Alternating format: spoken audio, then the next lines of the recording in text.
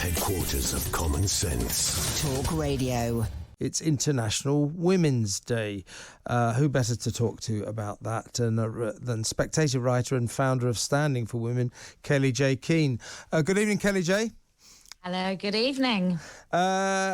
Much plaudits from the great and the good all over the country, but all over the world, but particularly here about how wonderful women are. International Women's Day. Aren't they brilliant? Aren't they brilliant? So if we are so lost in admiration for the wonder of women, why do we keep calling them people with cervixes?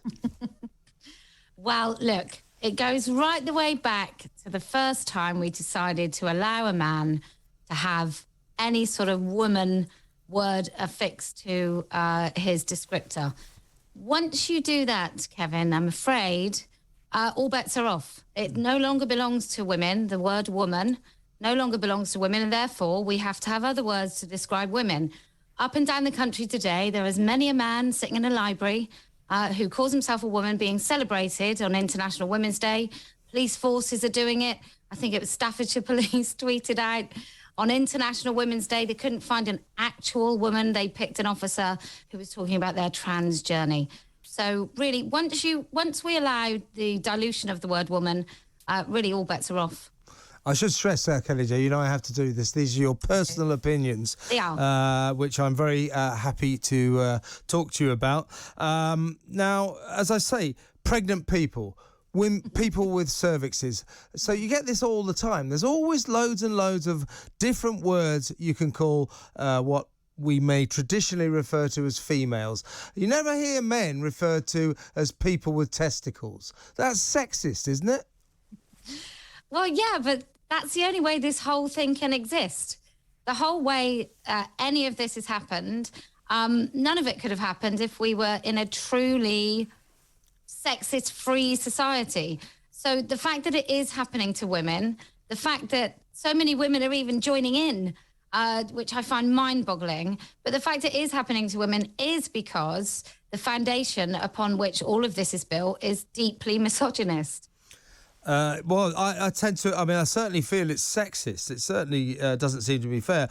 I told you earlier today about a story I came across last week, told to me by doctors. We ran the story on Talk Radio, that traditionally doctors and medics in hospitals who were about to administer x-rays to patients were required to ask every woman from the age of 15 to 50, are you pregnant? Now, that is sensible because an X-ray could cause harm to an unborn child.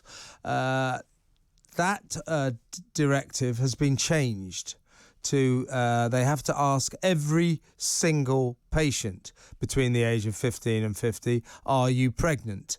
In case it's a trans man. So some doctors have complained, some medics have complained, saying they feel ridiculous asking sort of burly 40-year-old builders with tattoos and beards, are you expecting a baby? But that's the kind of madness we're talking about, isn't it?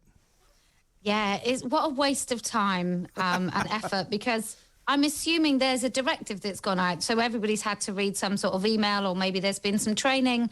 There's certainly a nice lot of wastage in the NHS, and I would say all this inclusion and diversity nonsense is part of that wastage. It's just weird. What they're going to ask next, do you have bones? Can we just clarify? I do have a medical degree. You can trust me with your life, but I am going to ask you, clearly a 55-year-old bloke, or 50-year-old bloke rather, are you pregnant? Brilliant. It's true.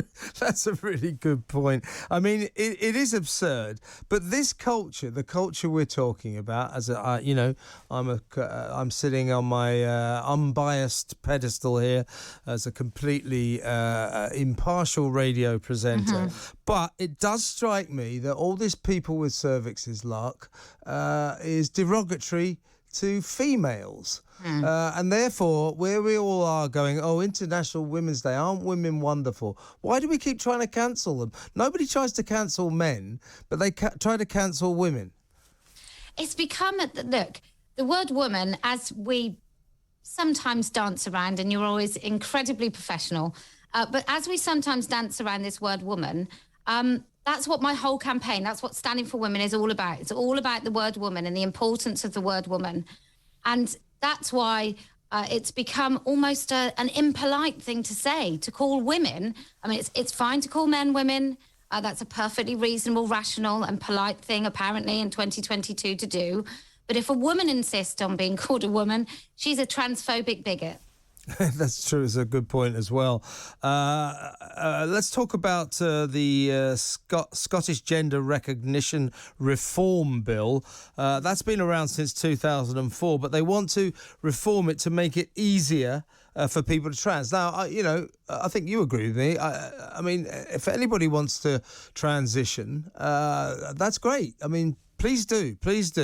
But I do think that the authorities should be careful about who gets to do it, particularly in terms of their age. So the reformed gender recognition bill, I think, would allow people as young as 16 to transition, and they wouldn't need to go through psychiatric tests or medical reports or anything like that. Basically, you can just say it. Now, in the past, you also had to live for 2 years in the gender that you want to be.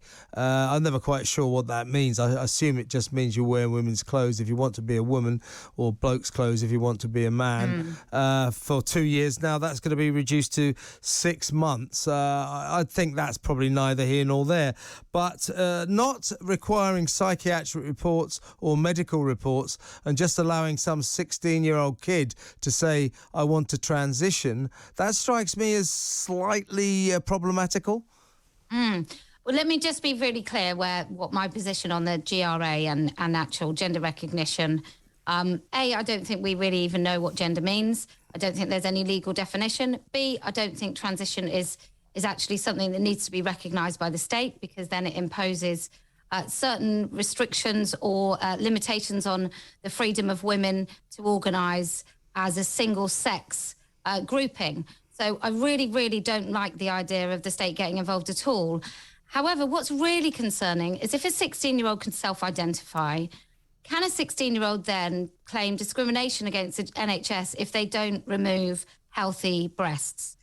So if a 16-year-old decides that she is a boy and she wants her body to suit whatever trauma or decisions she's made in her brain, does the NHS then, is it compelled to actually go down the medical route for that person? So I think it's a really dangerous, very serious and dangerous thing that Scotland are proposing.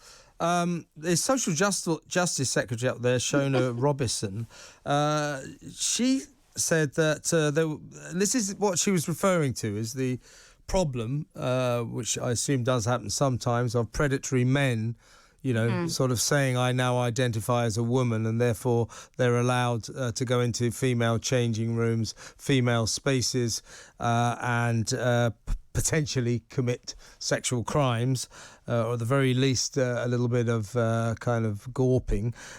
Miss Robison told the Scottish Parliament that there was no evidence that predatory and abusive men ever had to pretend to be anything else to carry out abusive and predatory behaviour. That's not really the point, is it? No, number one, why have we got anyone with a serious political position in this country called a social justice warrior? That's just hilarious to start with. And number two, we know that predatory men, it's not even about, for me, it's not about trans, it's not about anything. It's about predatory men. That's what this is all about. This is about male behaviour and men. And some men are not very nice people, and they will do anything to get into spaces to prey on victims, be they women, children, or other men. If we are going to pretend that those people will not take any opportunity whatsoever to get to their victims, then I think we might as well just make everywhere unisex and be done with any protections whatsoever for any women or children. Well, we don't want that, Kellie Jay. Listen, it's always a pleasure to talk to you. Thank you so much. Good talk. Hot talk. Bold talk. Talk radio. Listen on your smart speaker. Watch it live on your smart TV. The world headquarters of common sense. Talk Radio.